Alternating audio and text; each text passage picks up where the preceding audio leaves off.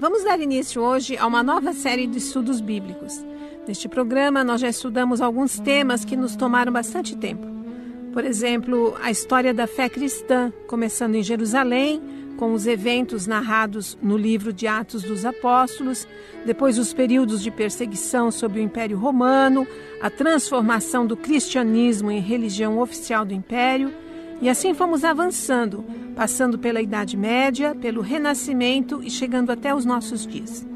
Um destaque especial foi dado às missões protestantes a partir do século XIX e à evangelização do Brasil.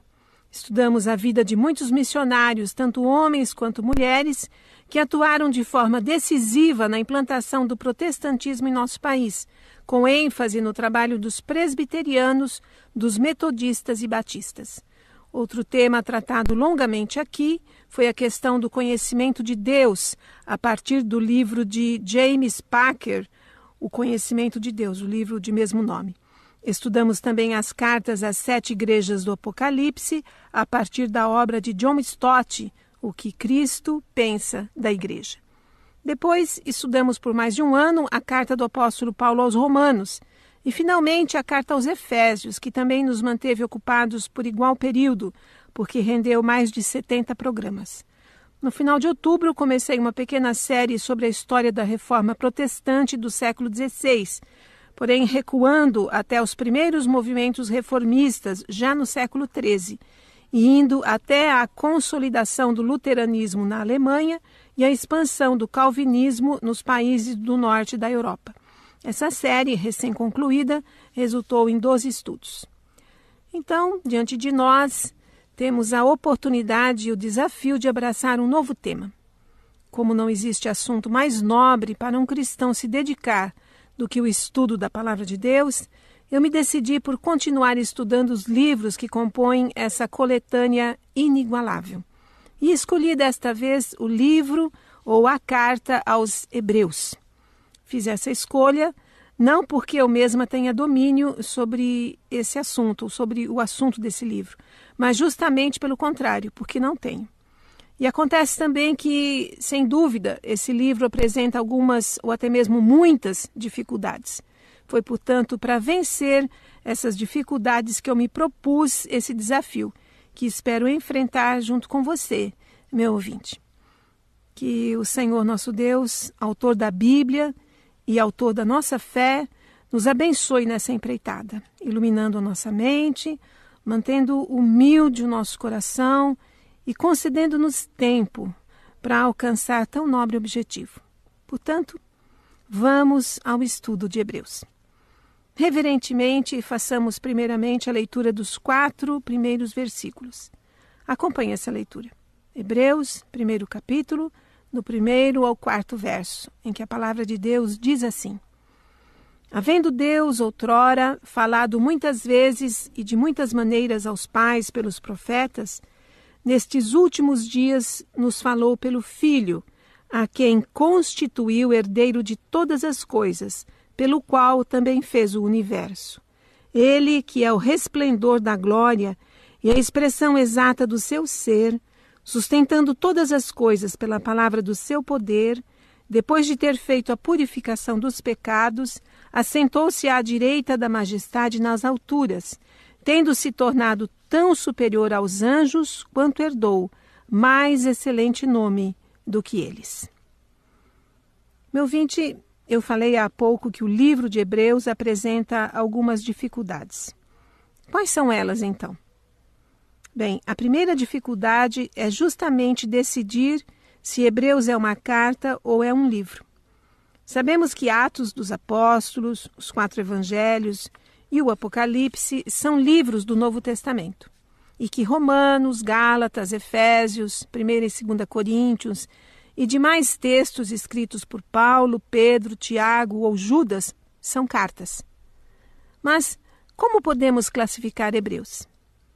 Certamente trata-se de um livro do Novo Testamento, partindo do princípio de que até mesmo aquela pequenina carta escrita por Judas, não o Iscariotes, é claro, mas sim o apóstolo Judas, irmão de Tiago, até mesmo essa pequena carta de apenas 25 versos é um dos 27 livros do Novo Testamento. Nesse sentido, Hebreus é um livro. Contudo, é inegável que encontramos em Hebreus algumas características próprias de uma carta. Simon Kistemaker, em seu comentário de Hebreus, publicado pela editora Cultura Cristã, observa que o escritor inclui nos capítulos 6 e 10 algumas referências à conduta e posses dos seus leitores. E no capítulo 13, ele demonstra que conhece bem alguns deles, a quem seu texto foi primeiramente destinado.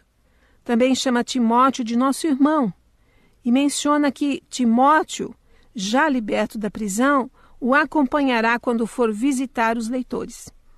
O texto de Hebreus termina com saudações e, portanto, com base nesse último capítulo, Hebreus é, na verdade, uma carta.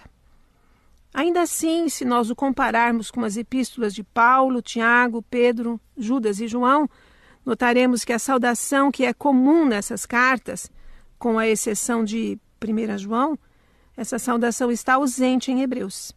Por causa dessa característica, muitos relutam em classificá-lo como carta.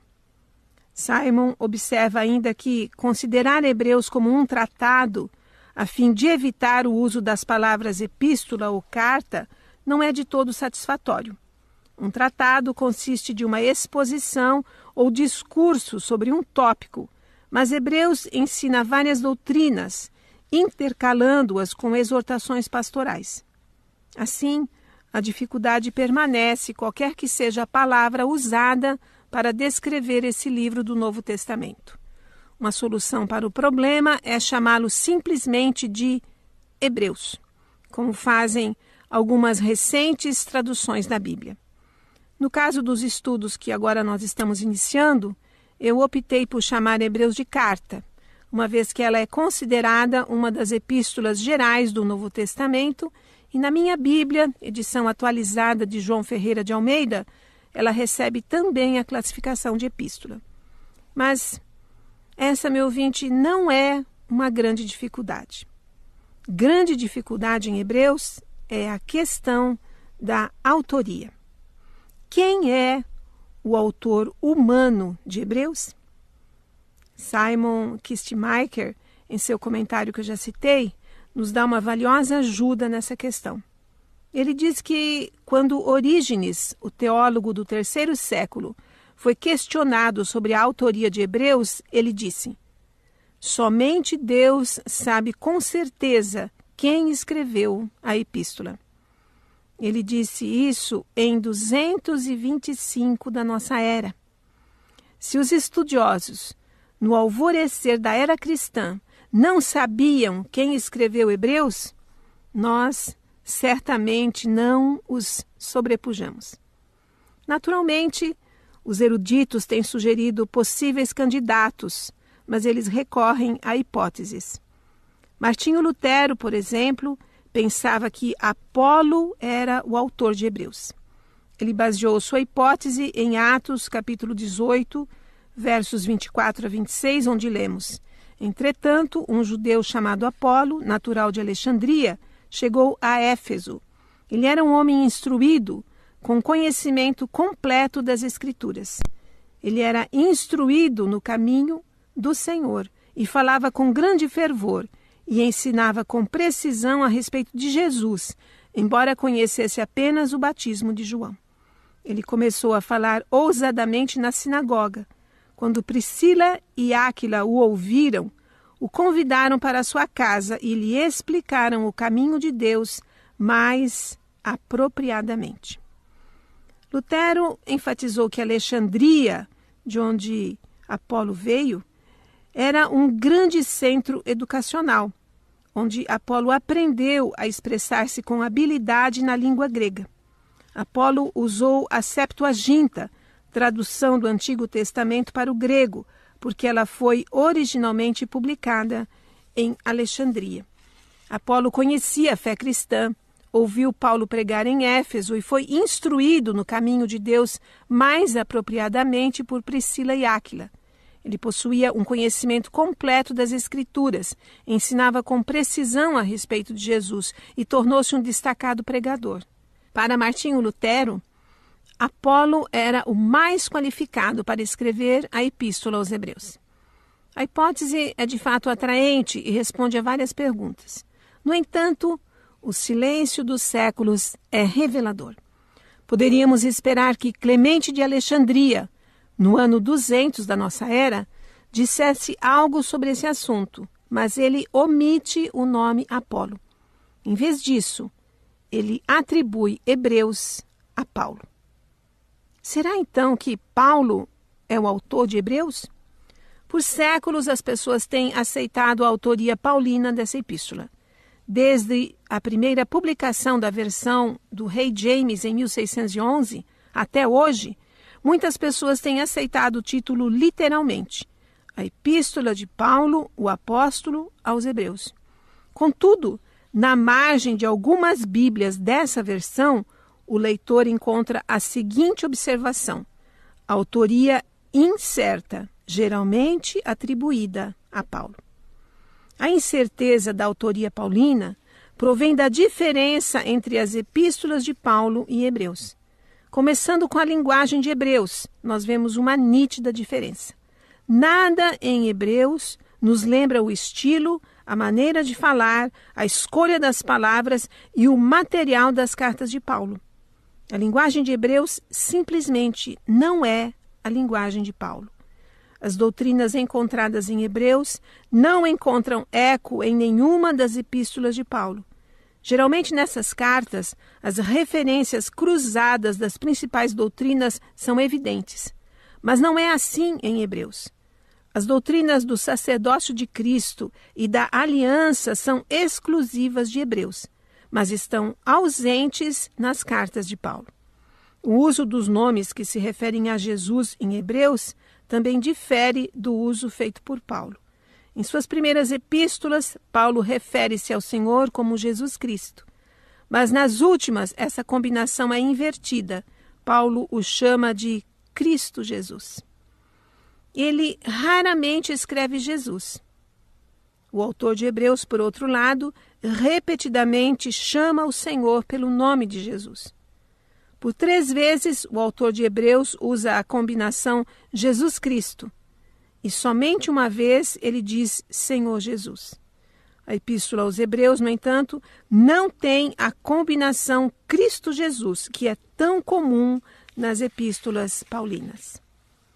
Além de Apolo e de Paulo, outros candidatos foram sugeridos. Assim, por volta de 225 da nossa era, Tertuliano sugeriu que Barnabé era o escritor de Hebreus. Ele fez essa afirmação baseado nas credenciais de Barnabé, dadas no livro de Atos dos Apóstolos, 4 capítulo, verso 36 a 37. Ali consta o seguinte: José, um levita de Chipre, a quem os apóstolos chamavam de Barnabé, que significa filho de encorajamento, vendeu um campo que possuía e trouxe o dinheiro e o depositou aos pés dos apóstolos. Ora, como levita, Barnabé estava totalmente familiarizado com o sacerdócio levítico. Além disso, ele veio da ilha de Chipre, onde provavelmente aprendeu bem a língua grega. Ele estava familiarizado com a igreja e com as suas necessidades. Assim, ele era altamente qualificado para escrever a Epístola aos Hebreus, de acordo com Tertuliano. O ponto fraco dessa posição é que ela não encontra nenhum apoio na história do cânon. Tertuliano não conseguiu nenhum seguidor e sua sugestão tem sido vista como uma curiosidade apenas. Outro nome que tem sido proposto para resolver a questão da autoria é o de Priscila. Ela, juntamente com seu esposo Áquila, instruíram Apolo, como vemos no capítulo 18 do livro de Atos. Mas Priscila não poderia ter escrito Hebreus porque no original grego de Hebreus 11:32, o escritor usa um particípio com terminação masculina quando se refere a si mesmo. Quando ele diz, eu não tenho tempo para falar acerca de Gideão. Aí aparece um particípio com terminação masculina. Então, jamais poderia esse livro ter sido escrito por uma mulher. Mas as conjecturas não param por aí, meu ouvinte. O autor Russell Champlin, em seu comentário do Novo Testamento, da editora Millennium, afirma que também Silas, Timóteo, Áquila, Lucas ou o diácono Filipe são nomes cogitados para a autoria de Hebreus. Porém, nenhuma prova pode ser encontrada a favor de nenhum deles. Quanto ao nome de Paulo, eu quero compartilhar com você o que pensava o estimado pastor Matthew Henry, autor do famoso e conceituado comentário bíblico publicado pela Casa Publicadora das Assembleias de Deus. Em sua introdução a Hebreus, Matthew Henry lembra que, nos primórdios do cristianismo, esta epístola era geralmente atribuída a Paulo, e o estilo e o conteúdo dela concordam em grande parte com o seu espírito, pois ele era uma pessoa de uma cabeça brilhante e de um coração afetuoso, cujo propósito e esforço principais eram exaltar a Cristo. Segundo Matthew Henry, alguns acham que o apóstolo Pedro se refere a essa epístola em sua segunda carta, 3º capítulo, verso 15. Sabemos, meu ouvinte, que Pedro escreveu suas 2 cartas aos cristãos hebreus que estavam dispersos pelo mundo antigo. E nessa passagem da segunda carta, esse apóstolo diz: "E tende por salvação a longanimidade de nosso Senhor, como igualmente o nosso amado irmão Paulo vos escreveu, segundo a sabedoria que lhe foi dada." Esse texto nos mostra claramente que Pedro tinha conhecimento de que Paulo já havia escrito aos mesmos judeus a quem ele agora se dirigia. É fato que não temos no cânon do Novo Testamento nenhuma outra carta que pudesse ser essa, a não ser justamente Hebreus. Mas sendo assim, por qual razão Paulo teria omitido o seu nome nessa epístola, uma vez que em todas as outras ele se identifica logo nas primeiras linhas? Matthew Henry lembra que muitos levantam essa oposição para dizer que Paulo não escreveu Hebreus. Contudo, outros têm respondido que ele, sendo o apóstolo dos gentios, que eram odiosos aos judeus, que eram desprezados pelos judeus, poderia ter imaginado conveniente omitir o seu nome, para que o preconceito deles contra ele não os impedisse de ler e avaliar a epístola como deveriam fazer. Diante de tudo isso, a qual conclusão podemos chegar? Para Simon Kistemaker, simplesmente dizemos como Orígenes: somente Deus sabe com certeza quem escreveu a epístola. Em última análise, a autoria não é importante, meu ouvinte. O conteúdo da epístola é o que importa. Mas as dificuldades com respeito a essa carta continuam. De fato, embora tendo sido aceita no 1º século da nossa era, ela foi questionada no 2º e no 3º séculos e chegou a ser rejeitada. Mas como e por que isso veio acontecer? Novamente, eu recorro ao comentarista Kistemaker. Diz ele que a história da Epístola aos Hebreus na igreja cristã dos primeiros séculos é bem variada. A carta foi aceita no Ocidente e é citada por Clemente de Roma em sua epístola, conhecida como Primeira Clemente, à igreja de Corinto. Então, Clemente de Roma escreveu uma carta à igreja de Corinto que ficou chamada de Primeira Clemente. Primeira Clemente foi escrita aproximadamente em 96 d.C. e contém fragmentos de Hebreus. O uso que Clemente fez de Hebreus na última década do 1º século é evidência suficiente de que a epístola aos Hebreus circulava amplamente naquele tempo. Irineu, em aproximadamente 185 d.C., ou seja, no 2º século, citou Hebreus. Ele foi bispo nas igrejas de Viena e de Lyon, no sul da França. Tertuliano, um escritor do norte da África que morreu em 225 d.C., também citou Hebreus capítulo 6, do verso 4 a 8. A igreja do Ocidente, ou seja, Itália, França e África, durante a última parte do segundo século, tinha restrições sobre o lugar de Hebreus no cânon do Novo Testamento.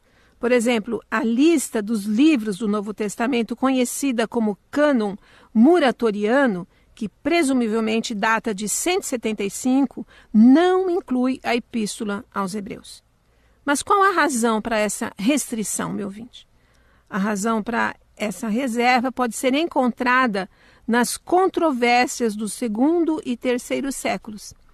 No ano 156, Montano, um autoproclamado teólogo da Ásia Menor, praticava o asceticismo e esperava que seus seguidores vivessem uma vida de santidade. Ele aplicava Hebreus capítulo 6, versos 4 a 6 a todos os que cediam aos interesses mundanos e assim negava a essas pessoas a possibilidade de arrependimento. Então, em 250, o imperador Décio instigou uma perseguição contra os cristãos, muitos dos quais, sob coação, negaram a fé cristã. Novaciano, natural da Frígia, na Ásia Menor, usou essa mesma passagem de Hebreus 6, 4 a 6 contra todos os cristãos que tinham caído por causa dessas perseguições. Novaciano era da opinião que era impossível que eles se arrependessem. Eles foram excluídos da igreja e tiveram sua readmissão negada. A aplicação dessa passagem da Escritura, segundo o rigoroso modo dos montanistas e dos novacianos, não foi aprovada pela igreja. Por causa desses movimentos cismáticos, desses movimentos divisionistas e de seu abuso dessa passagem em particular, a Epístola aos Hebreus não foi colocada entre os livros canônicos do Novo Testamento no Ocidente.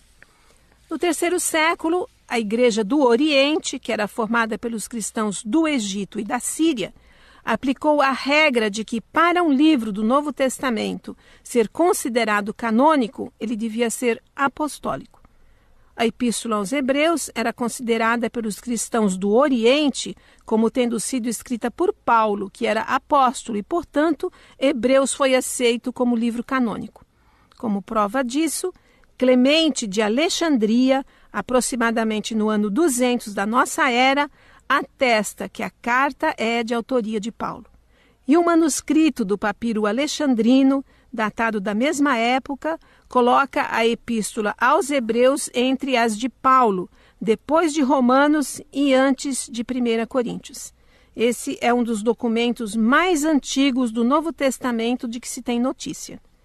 E Atanásio, bispo de Alexandria, escreve no ano 367 sobre Hebreus e a coloca entre 2 Tessalonicenses e 1 Timóteo. Portanto, desde o começo do terceiro século, Hebreus já era aceita pela Igreja do Oriente. E no Ocidente? Quando foi que ocorreu a sua aceitação? Bem, na Igreja Ocidental, Hebreus foi finalmente aceita no quarto século. Alguns eruditos a atribuíam a Paulo, mas outros duvidavam que fosse ele o seu autor. De qualquer forma, os concílios do final desse século colocaram Hebreus no cânon do Novo Testamento. O concílio de Hippo-Régios, em 393, fornece a seguinte interessante observação: 13 epístolas de Paulo e uma do mesmo aos Hebreus. E o concílio de Cartago, no ano 397, inclui Hebreus entre as epístolas paulinas e simplesmente atribui 14 epístolas a Paulo. E, finalmente, a última dificuldade que veremos hoje, relacionada a essa carta, diz respeito à ocasião em que ela foi escrita. Kistemaker lembra que, por causa da primeira carta de Clemente, podemos dizer que Hebreus foi composta antes do ano 96 da nossa era. Nesse ano, Clemente de Roma escreveu sua epístola à Igreja de Corinto e incorporou algumas citações e alusões de Hebreus em sua carta. O limite máximo para datar a epístola aos Hebreus é certo: em alguma ocasião antes de 96 depois de Cristo. É difícil determinar um ponto de partida para a composição da epístola, mas ela não foi escrita depois do ano 96. Mas existem evidências que confirmam mesmo essa data. Primeiramente, existe a evidência interna. Em Hebreus, segundo capítulo, verso 3, o autor coloca-se entre os leitores como a segunda geração de cristãos. Isto é, ele não ouviu o evangelho dos lábios de Jesus, mas juntamente com os leitores tinha de confiar na pregação daqueles que ouviram a Jesus. O autor, então, era um seguidor dos apóstolos, muitos dos quais ainda podiam estar vivos na época em que o escritor compôs a epístola. Várias passagens em Hebreus refletem uma época na qual o ardente amor dos cristãos por Cristo tinha diminuído e o entusiasmo do período anterior tinha desaparecido. Os leitores de Hebreus corriam o risco de desviarem-se do evangelho que tinham ouvido. Alguns deles podiam correr o risco de serem endurecidos pela falsidade do pecado. Alguns tinham o hábito de não irem mais aos cultos, como lemos no capítulo 10, verso 25. Outros estavam vacilando em seu zelo espiritual, como lemos no capítulo 12, verso 12. O autor repreende os leitores por terem falhado em aprender as doutrinas da Escritura. E assim, no capítulo 5, verso 12, lemos: de fato, embora em virtude do tempo devíeis ser mestres, necessitais que alguém vos ensine novamente as verdades elementares da palavra de Deus. Também seus líderes, que haviam ensinado a palavra de Deus, tinham morrido. Nos primeiros dias, os leitores tinham resistido à perseguição depois de terem recebido a luz de Cristo. Eles tinham experimentado sofrimentos, insultos e o confisco de suas propriedades, como vemos no capítulo 10, verso 33. O autor falha em fornecer uma indicação a respeito da época em que a perseguição aconteceu, esse período aí em que os cristãos hebreus tinham perdido as suas propriedades. Embora sejamos inclinados a pensar no período depois do incêndio de Roma, em 64 depois de Cristo, depois do qual as perseguições de Nero foram instigadas, então, apesar disso, o autor não diz nada mais do que lembrem-se daqueles primeiros dias. As frequentes exortações a prestar atenção, ao encorajamento mútuo, à perseverança, a correr com perseverança e a resistir ao pecado, essas exortações constantes deixam a impressão de que os destinatários da epístola viviam em um período de paz religiosa. Parece que eles não estão mais sofrendo pelo fato de serem cristãos, como ocorreu em ocasiões anteriores. E por causa dos tempos de paz, a apostasia religiosa tornou-se uma ameaça distinta às pessoas para as quais Hebreus foi endereçada. Portanto, a evidência interna quanto à data de Hebreus é que ela foi escrita em um período de paz. Como, meu ouvinte, a história pode nos ajudar a situar com mais exatidão esse período de paz?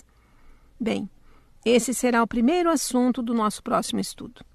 Veremos o ambiente histórico em que esta maravilhosa carta foi escrita e o local para onde ela teria sido endereçada. Até a próxima semana, então. E guardemos em nossa memória, em nosso coração, as palavras iniciais de Hebreus. Havendo Deus outrora falado muitas vezes e de muitas maneiras aos pais pelos profetas, nestes últimos dias nos falou pelo Filho, a quem constituiu herdeiro de todas as coisas, pelo qual também fez o universo. Meu ouvinte, Deus falou no passado e Deus fala ainda hoje. Deus continua falando, mas agora Ele fala através do seu Filho, Jesus Cristo. Como nós podemos ouvir essa doce voz? A resposta é simples. Podemos ouvir a voz do Filho de Deus através da sua palavra. A voz desse que é maior do que os anjos, maior do que Moisés ou do que qualquer herói da Bíblia. A voz desse por meio de quem foi criado todo o universo. A voz desse que a si mesmo se deu na cruz em resgate pelos pecadores. Essa voz única e incomparável, por meio da qual Deus continua falando, é ouvida através da Bíblia. através da leitura ou da pregação da palavra de Deus. Deus fala, meu ouvinte.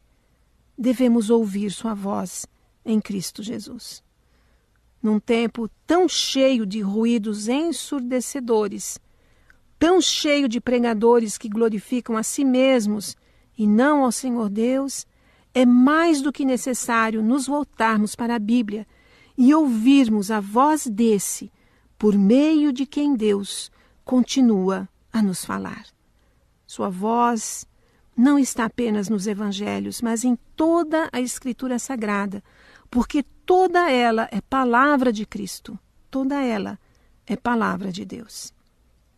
Ouçamos, meu ouvinte, essa voz. E nisso, que toda a glória seja dada ao Senhor, hoje e sempre. Amém.